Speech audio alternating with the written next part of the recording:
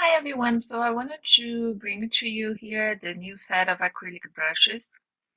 And on this set I have some bonus as well that I have a Chrono swatch brush and we have 8 mixed brushes and let me show you. So we have here a set of stamps and we have blender brushes here and which I call mixer brushes and we have the dynamic brushes and I'm going to show you which one of them. First, let's put the swatch that comes with it. If you go here to swatches, and if you don't have that, you just go Windows and swatches, and then you're gonna see that. And go to hamburger here and say import swatches. And you're gonna go to the folder. So you have here the folder.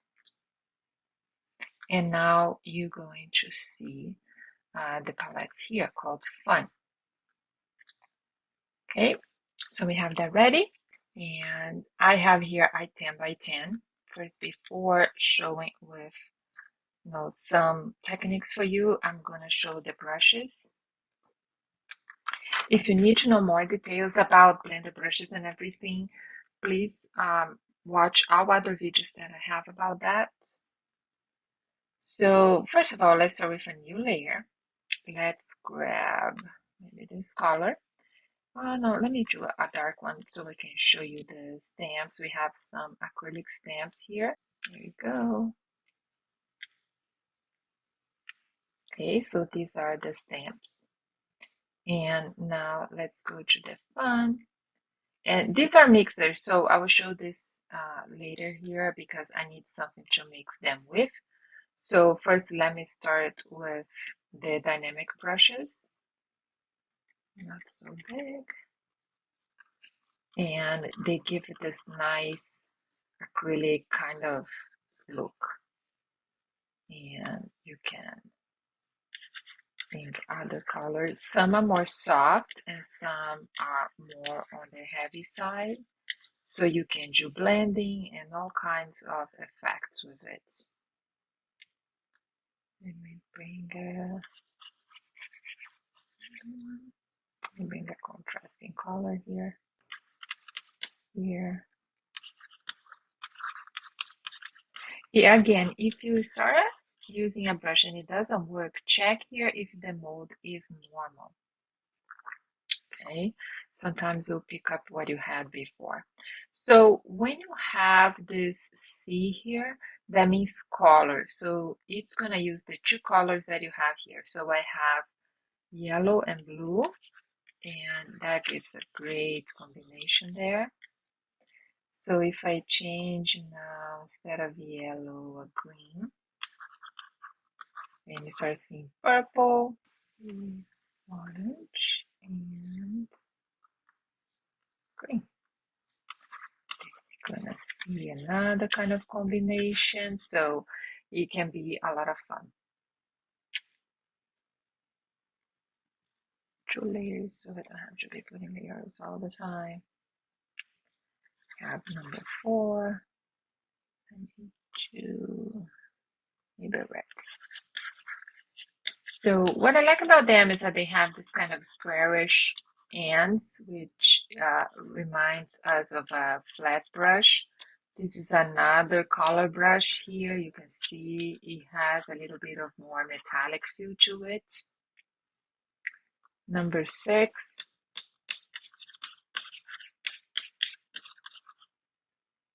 And then again, mix the colors itself, just layering them, okay?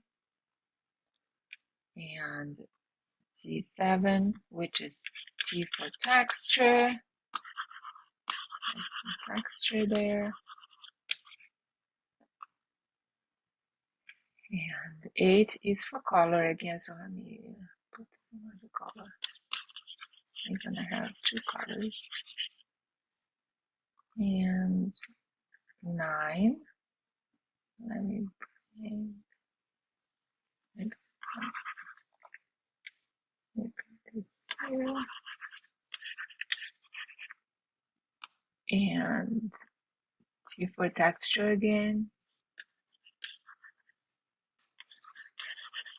This is soft, so it's great for. Also, as you can hear, I use a Wacom tablet, so that make a little difference. They behave better with it because they are for to use with pressure sensitivity. So I changed the colors there. So love that is making this teal and combination. Okay. And we have gesso. So gesso is already pigment in white, so you don't need to change. And you're just gonna put some, it has, oops, sorry.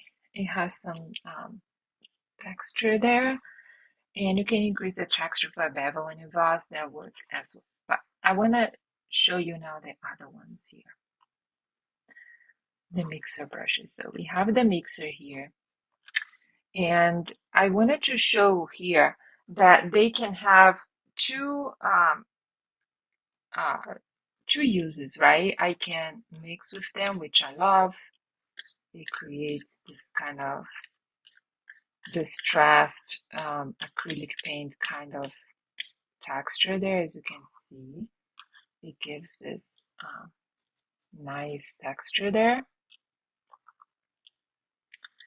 But also, if you change, I mean, you can change, and don't worry about changing things because when you go to another brush and come back to this one, it's going to reset the brush.